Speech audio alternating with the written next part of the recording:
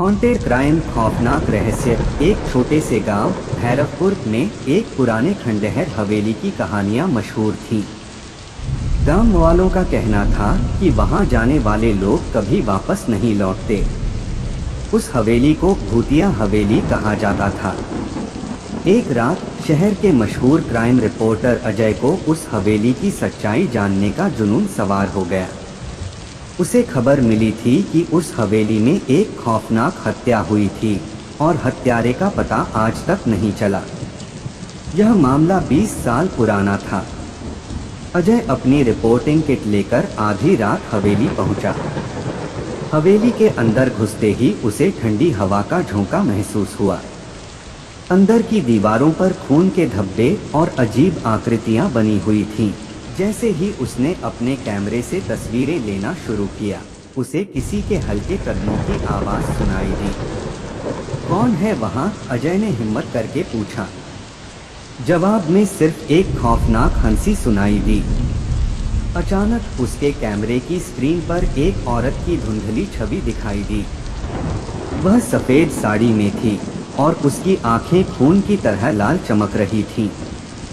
अजय ने डरते हुए उससे पूछा, तुम कौन हो? औरत ने कहा, मैं नीला हूँ। मुझे इस हवेली में मार दिया गया था। अजय ने कांपते हुए पूछा, किसने मारा तुम्हें? नीला ने धीरे धीरे उसकी ओर बढ़ते हुए कहा, जिसे तुम इंसान समझते हो वही शैतान है। इतना कहकर नीला गायब हो गई। उसी वक्त हवेली के एक कोने से किसी की जोर जोर से चिल्लाने की आवाज आई। अजय वहां पहुंचा तो उसने देखा कि जमीन पर किसी का ताज़ा खून बह रहा था। पास में एक चाकू पड़ा था। तभी गांव का सरपंच अचानक वहां आ पहुंचा। सरपंच ने अजय से कहा, तुम्हें यहां नहीं आना चाहिए था। यह हवेली हमारे गांव के सबसे बड़े रहस्य को छुपाती है। अजय ने सवाल किया, क्या रहस्य है? सरपंच ने भारी आवाज में कहा, नीला की हत्या मैंने और गांव के कुछ लोगों ने की थी। वह हमारे काले धंधों का पर्दाफाश करने वाली थी, लेकिन उसकी आत्मा आज भी बदला लेने के लिए भटक रही है। तभी हवा में नीला की आवाज गूंजी, तुम्हारी सजा तय हो चुकी है। सरपंच अचानक जमीन पर गिर पड़ा और उसकी आंखों से खून बहने लगा।